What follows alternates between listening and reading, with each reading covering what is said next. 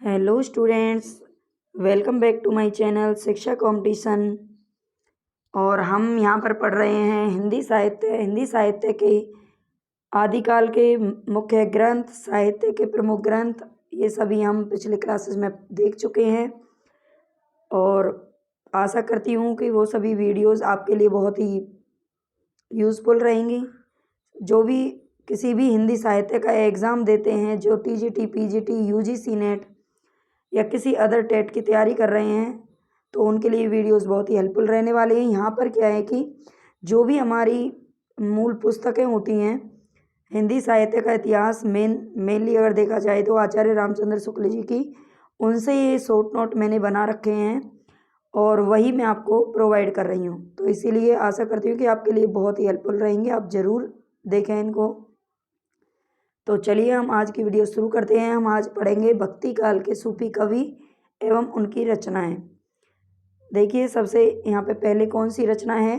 हंसावली। हंसावली किसने लिखी थी? असाइत ने। हंसावली किसकी रचना है? असाइत। हंसा, असाइत, बिल्कुल एक जैसा नाम लग रहा है, तो ये आसानी से याद रखी जा सकती हैं।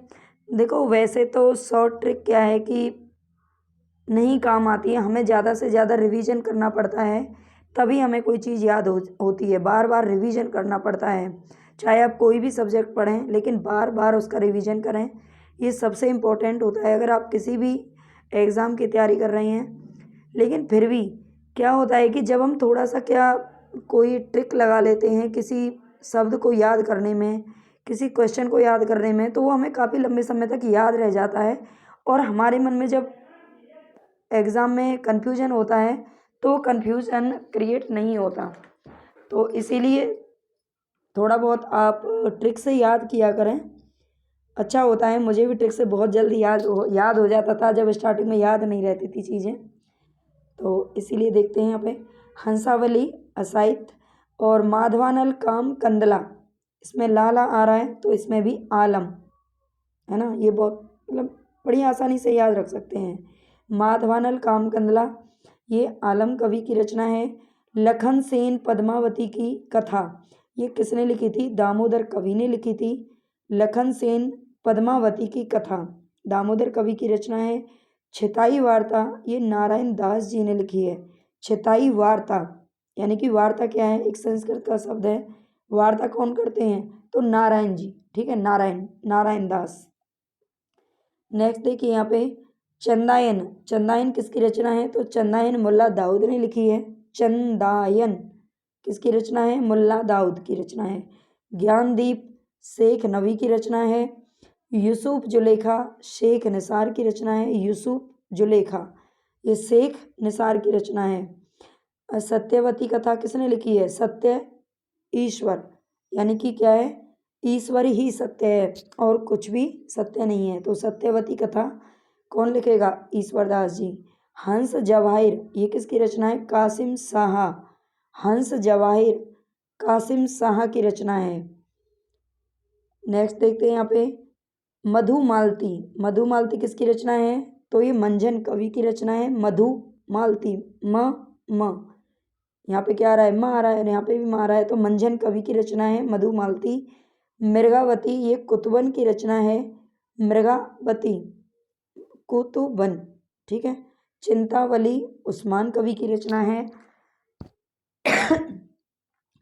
इंद्रावती, ये नूर मोहम्मद की रचना है। और अनुराग बांसुरी, ये भी नूर मोहम्मद की रचना है। तो इंद्रावती और अनुराग बांसुरी, ये दोनों किसकी रचनाएं हैं? तो ये नूर मोहम्मद की रचनाएं हैं।